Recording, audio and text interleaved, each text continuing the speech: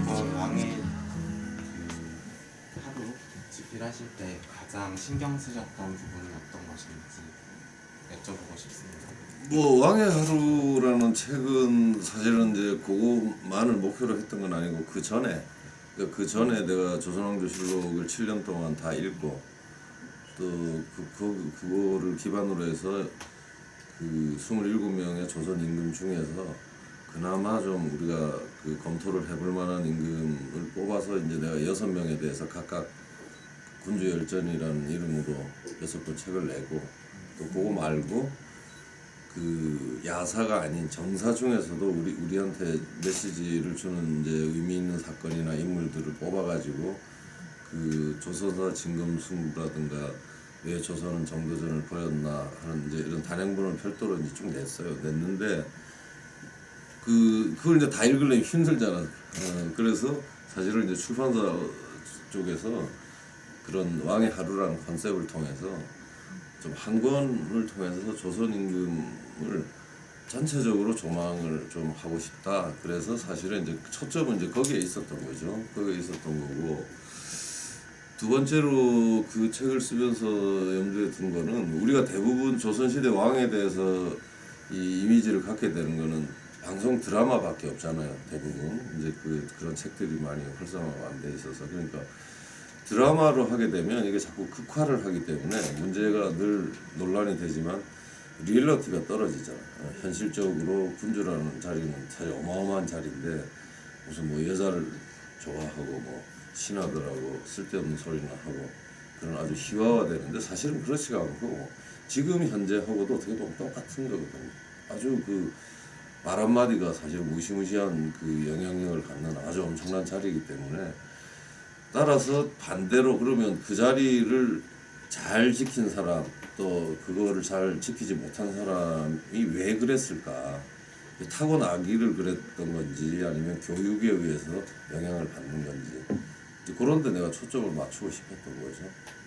그 왕의 하루에 대해서 그 어떤 키를 가지고서 읽어야 되는지 일단 그 간단한 뭐 소개 플러스 이제 그거를 통해서 전달하고자 하시는 메시지는 그러니까 그 이제 하루라는 말은 내가 정한 건 아니고 이제 출판사에서 기획을 한 건데 난 그걸 듣고서 처음에는 좀 암담했어요. 이게 하루라는 걸 통해서 어떻게 전달을 하나 이랬는데 그 하루라는 거를 계속 생각을 해보니까 굉장히 그 잘 잡은 컨셉이라는 생각이 드는 거예요. 그러니까 하루라는 개념을 두 가지로 나눌 수가 있는 게 소위 일상적 하루가 있을 수가 있어요. 이 일상적 하루는 사실은 모든 임금이 거의 같은 거예요. 그건 무슨 얘기냐면 아침에 임금은 몇 시에 일어나고 몇 시에 일어나서 세수는 어떻게 하고 사실 의외로 그런데 사람들이 관심 많잖아요. 그 영화 광해에서도 보면 광해 자체 내용보다도 임금은 똥을 어떻게 놓는지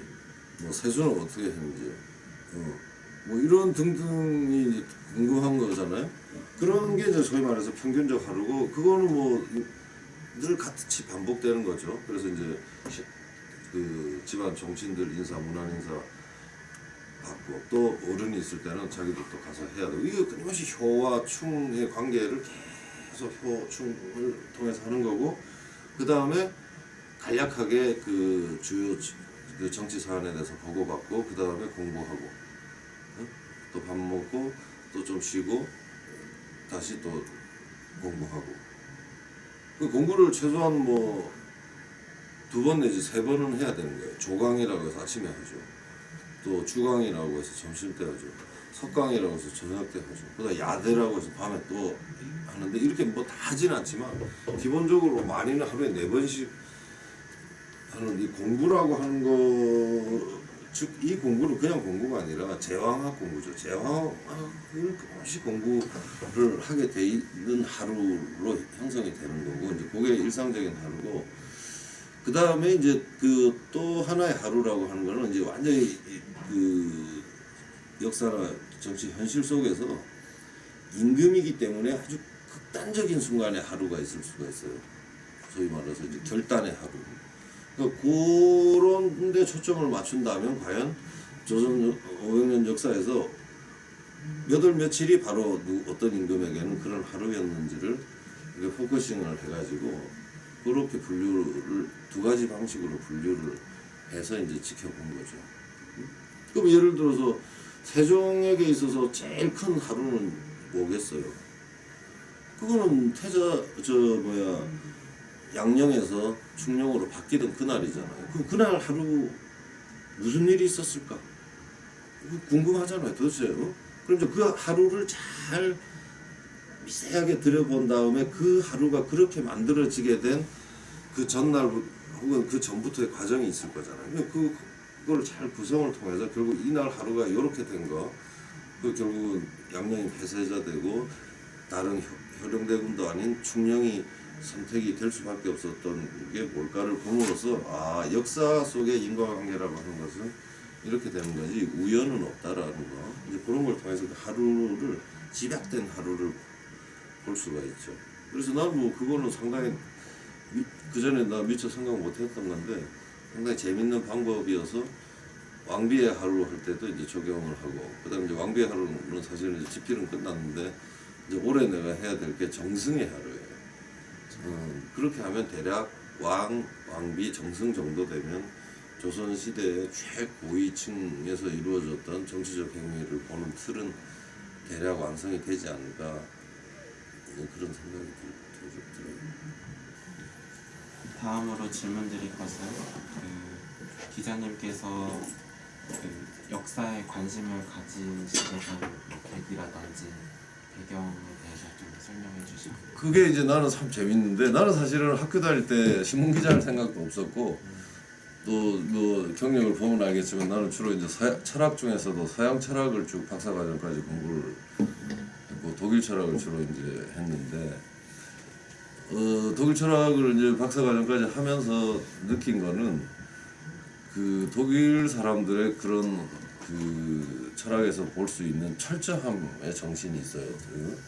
그래서 이제 다른 것보다 우리가 서양을 그동안 배운다고 이런저런 미국을 통해서 일본을 통해서 뭐 이렇게 저렇게 배우긴 했지만 우리가 정말 근대적인 사고를 제대로 하고 있나 이런 게 이제 늘 내 마음속에 숙제처럼 있었던 거고 그 이후에 결국은 그런 것 근대적인 사고에 아주 제일 중요한 게 뭘까를 볼 때 나는 이제 그 아까 말한 것처럼 철저한 정신이라고 생각을 했고 그러고 나서 이제 결국 우리나라 결국 뭐 나도 한국 사람이고 또 한국에서 신문 기자를 하고 있기 때문에 우리나라에 관심을 갖고서 다시 들여다 보니까 책도 그렇고 연구 성과들도 그렇고 그런 철저함이 없는 거예요. 제일 먼저 충격을 받은 거는. 근데 이제 그게 구체적으로 나는 이제 학교 때 그다지 역사를 좋아했던 사람은 아닌데 그 굉장히 우연한 기회에 내가 조선일보에서 95년에 그 이승만 대통령을 그 1년 동안 연재를 하게 된 적이 있었어요. 그래서 그때 뭐 물론 이제 좌우 싸움이 많이 심할 때인데 근데 나는 이제 좌우 싸움도 중요하지만 어느 쪽이 됐든 간에 과연 이승만에 대해서 제대로 철저하게 연구가 돼 있는가가 제일 궁금했어요.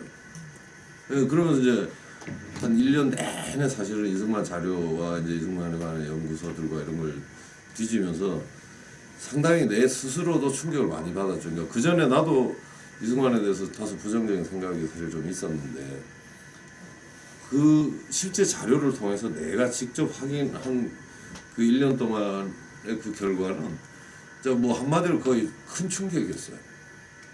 그래서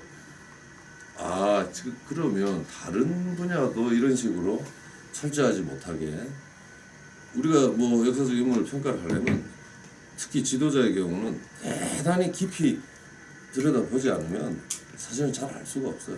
쉽게 그 사람에 대해서 호불호를 이렇게 막 얘기하고 우리나라는 국가 지도자에 대해서 그래서 이제 그런 거를 하면 안 되겠다. 그래서 이제 그 작업을 끝내고 나서 이게 어디서 그러면 이런 문제가 비롯됐는가를 이제 쭉쭉쭉 추적하는 가운데 아까 얘기했던 것처럼 그러면 조선왕조실록을 좀 보자. 결국 우리나라에 조선시대 연구자가 그렇게 많은데 조선왕조실록을 다 읽은 사람이 없어요. 그러면 도대체 뭘 가지고 지금까지 우리가 알고 있는 역사적인 모습을 그려냈는가? 이제 그런 회의가 들어서 아까 말한 것처럼 한 7년 동안 조선왕조실록을 봤더니 뭐 여러 가지로 이제 충격을 받은 건데 그 중에서 또 하나가 뭐냐면 정말 실록이라는 것 자체의 위대함에 대해서 내가 탐복을 했어요. 그래서 결코 우리 조상들이 조선시대 조상들이 뒤에는 뭐 나라가 망하긴 했지만 그게 아니라 나라는 뭐 흥할 수도 있고 결국 망할 수도 있는 거예요. 그리고 초점을 다른 나라 같은 경우는 중국만 해도 새 왕조가 아무리 들어서도 대략 200년이면 망하는 거예요. 그럼 500년 동안 망하지 않았다는 것은 어떻게 보면 뭐 우리나라 사람이 너무 보수적이어서 그런 것도 있겠지만 사실은 그보다는 조선이라는 국가 체제가 그 시점에 있어서는 대단한 그 힘을 갖고 있는 국가로서 힘을 가진 체제고 그거를 딱 증명해 주는 게 뭐냐면 나는 실록이라고 생각해요. 실록과 같은 그런 아주 엄밀한 기록의 체계는 사실은 뭐 중국에도 없죠. 응? 그리고 우리가 뭐 기록 문화를 소홀히 한다고 하는데 내가 볼 때는 결코 그렇지 않고 엄청나게 정확한 사실들이 다 거기 기록이 돼 있거든요. 이제 그러면서 역사라는 거를 제대로만 하면 그 어떤 철학보다도 중요한 메시지를 배울 수가 있다. 다만 철학은 이렇게 바로 문장을 통해서 메시지를 전달하지만 역사는 이제 간접적으로 전달하기 때문에 시간은 좀 더 걸리지만 그러나 역사가 던져주는 메시지는 굉장히 현실적인 통찰이 있기 때문에 나는 철학자들의 통찰보다는 오히려 역사 자체가 주는 메시지를 우리가 주목해야 된다. 그런 생각을 갖는 거지. 그러니까 결론적으로 기자님 바라보시는 조선이 망하지 않았던 원인은 실록이 뒷받침이 되었기 때문이다. 뭐 꼭 실록은 아니어도 실록과 같은 그런 엄청난 기록을 만들어낼 수 있는 조선시대의 그 정치 체제나 지식인 사회의 능력, 그게 있었다는 거죠. 그거를 우리가 들여다보지 못하면 우리가 안목이 없어서 못 봐놓고는 우리 조상들이 못났다고 욕을 하면 안 되잖아요. 그래서 그 문제를 얘기하는 거예요. 그러면 이제 그 왕의 하루도 집필을 하시고 조선에 관해서 이제 왕들에 관해서도 이제 기자님께서 바라보셨을 때 애착이 강한 왕은 어떤? 나는 뭐 결국은 이제 두 사람인데 태종하고 세종이죠. 태종하고 세종이고 그 다음에 이제 또 뛰어난 인물은 숙종인데 특히 이제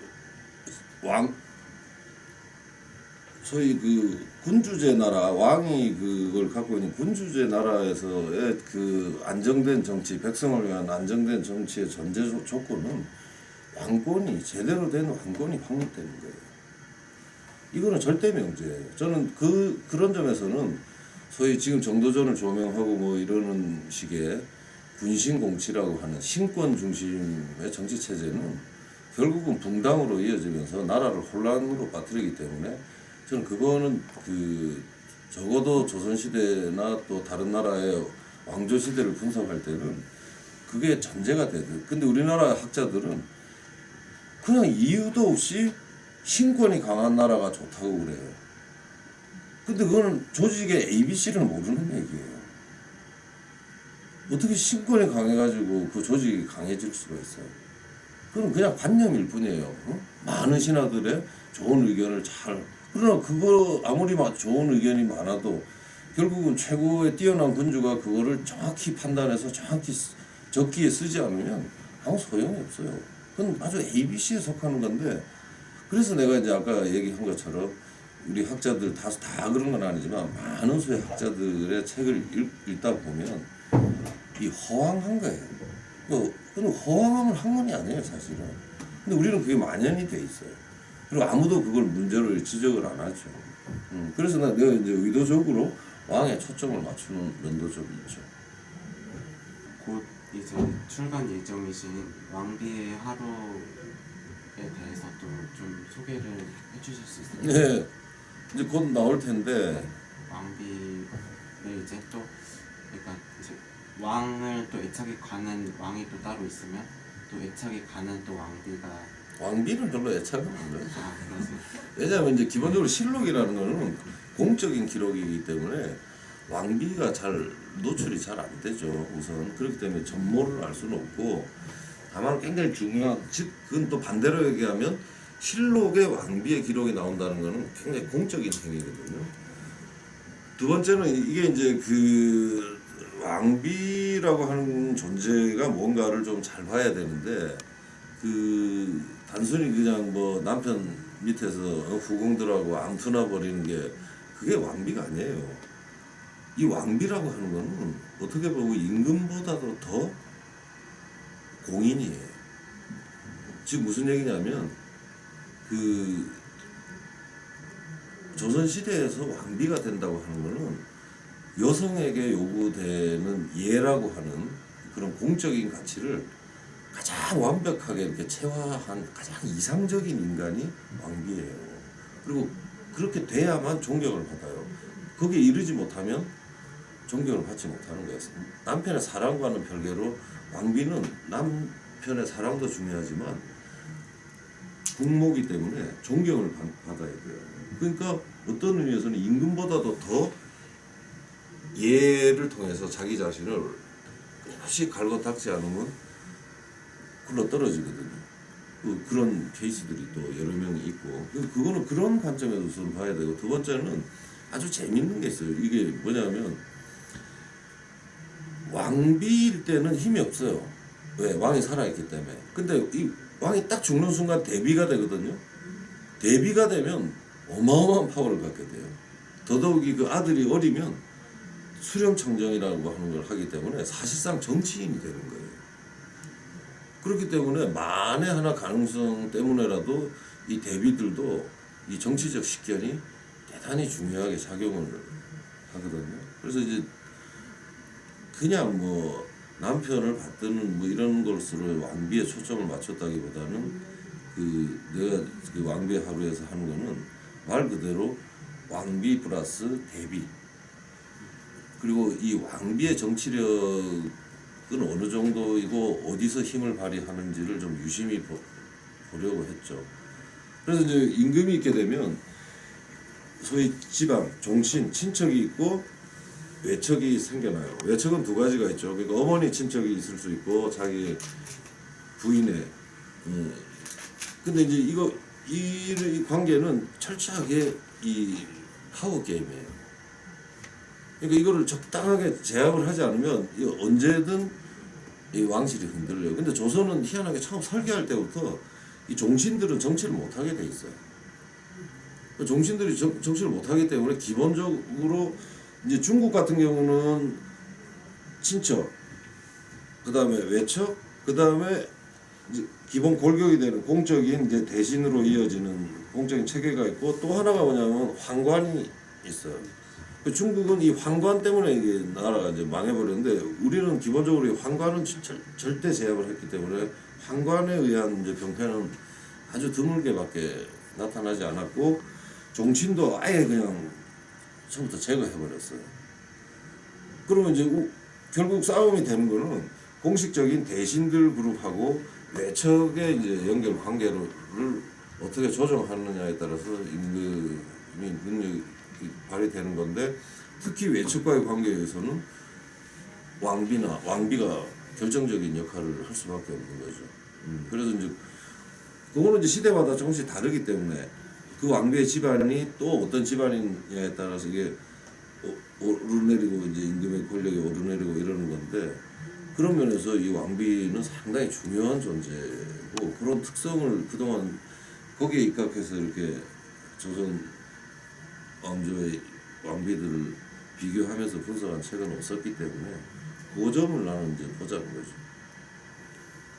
그러면 이제 기자님께서 그 왕비 플러스 이제 데뷔까지 이렇게 해서 조명을 하셨다고 말씀해 주셨는데, 그러면 책에 등장하는 대표적인 뭐 인물 소개를 또 해주실 수 있을까요? 아니 그러니까 이제 왕비 중에서 사실 정치적인 자질이 뛰어난, 그 자체로 정치적인 자질과 결단력이 뛰어난 왕비들이 많이 있죠. 특히 이제 조선 초는 잘 봐야 되는 게 조선초는 사실은 이름만 조선이지 고려 사람들이잖아요. 사실 평소에는 고려 사람으로 컸다. 근데 고려 사람이라고 하는 건 뭐냐면 고려 여인인데 고려 여인들의 그 거침없고 말이야 우리가 조선시대 할 때 생각하는 좀 그런 여성상하고는 완전히 다르거든요.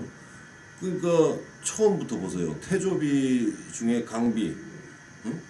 그 강씨 같은 경우는 어느 그 실록에서도 나오는데 사실 그동안 그 묵과됐던 걸 제가 이번에 이제 왕비와 하루하면서 찾았는데 그게 뭐냐면 이런 거예요. 정몽주를 이제 이방원이 죽이고 나서 집에 돌아오니까 이성계가 불같이 화를 내면서 네 어떻게 이 정몽주를 그럴 수 있느냐고 막 거의 이제 인간 이하로 막 야단을 치거든요. 그때 그 이방원이 그 실록에 있어요. 근데 대부분 그 주목을 안 했고 딱 한마디가 눈에 딱 들어오더라고. 이번에 보니까 뭐냐면 이방원이 그래요. 아니 왜 어머니 가만 계십니까? 이렇게 얘기해요. 강씨한테 계모지만 그 무슨 뜻이겠어요? 같이 했던 거예요. 응? 그럴 정도로 그 강씨라는 사람은 사실 조선 건국의 그 한 문장이지만 그 한 문장을 그동안은 다 무시했어요. 그 일화는 많이 얘기해도 그 순간에 이방원이 아니 왜 어머니 변명 좀 하시지 왜 그렇게 가만히 계십니까? 라는 이거를 이번에 내가 찾고 얼마나 기분이 좋고 했던 거예요. 뭐 그런 한 문장이지만 그 하나를 통해서 이미 조선 건국 과정에서 강씨가 남편보다는 이방원의 노선을 같이 하면서 정도전과 함께 계속 오고 있었다는 걸 알 수 있죠. 뭐 그런 아주 대단한 여인이죠. 그리고 뭐 사실 원경왕후 민씨도 그 태종 부인도 사실은 아주 명문가인데다가 태종이 왕자의 난을 일으킬 때 이렇게 가서 갑옷을 입혀주잖아요. 그 통상적으로 그러면 굉장히 여자들이 오히려 말려야 정상이잖아요. 그냥 이러고 삽시다 뭘 그러다 우리 가족 다 죽는데 근데 그게 아니고 여자가 와서 그 갑옷을 입혀줘요. 우리 고려 여자들이 갑옷을 잘 입혀줘요. 응? 왕건도 그랬고 유씨 부인도 와서 이 갑옷 입혀줘. 그러니까 우리 한반도의 여인들이 무섭다고. 나는 그걸 통해서 이 역사라고 하는 거를 막연히 먼 옛날의 얘기가 아니고 지금 우리가 살아가면서도 다 보고 배울 수 있는 이제 저런 게 있죠. 특히 역사를 제대로만 기록한다면 보고 배워야 될 것도 있고 이렇게 해서는 안 되는 것도 동시에 있잖아요, 그죠? 그러니까 예를 들어서 성종이 윤씨를 폐비시킨 것도 잘못이지만 죽인 건 더더욱이 있을 수 없는 건데 그러면 이 사람이 왜 그랬을까? 그걸 잘 들여다봐야 그런 잘못을 반복하지 않는 거예요. 사실은 그거는 지금도 그게 우리한테 반복이 되는데 그게 뭐냐면 이거예요. 제가 볼 때는 성종이 부인을 죽인 거나 영조가 사도 세자를 죽인 거나 둘 다 똑같다고 봐요. 그건 무슨 얘기냐면 우리 가정에서도 아버지가 자기 욕심이 있어가지고 자식의 입장이 아니라 자기 욕심 때문에 자식을 계속 과하게 이렇게 몰아세우면 어떻게 돼요? 그 갈등이 극대화되는 거예요. 그럼 그게 누적되면 어떻게 폭발할지 모르는 거잖아요. 그러니까 그런 걸 통해서 사실은 임금의 얘기지만 그런 딴 것보다 그렇게 교육을 많이 받은 임금임에도 불구하고 그런 잘못을 저지르기 때문에 우리들도 사실은 예를 들어서 저 같은 경우는 자식을 키울 때 내 욕심보다는 자식이 원하는 게 뭔가를 우선 정확히 파악하는 데다가 내 노력을 더 써서 그렇다고 무조건 거기에 맞추는 건 아니지만 우선은 파악하려고 노력하는 게 앞서야 되는데 예를 들어 우리 부모들 우리나라 사람들은 그런 노력이 좀 많이 부족한 게 아닌가.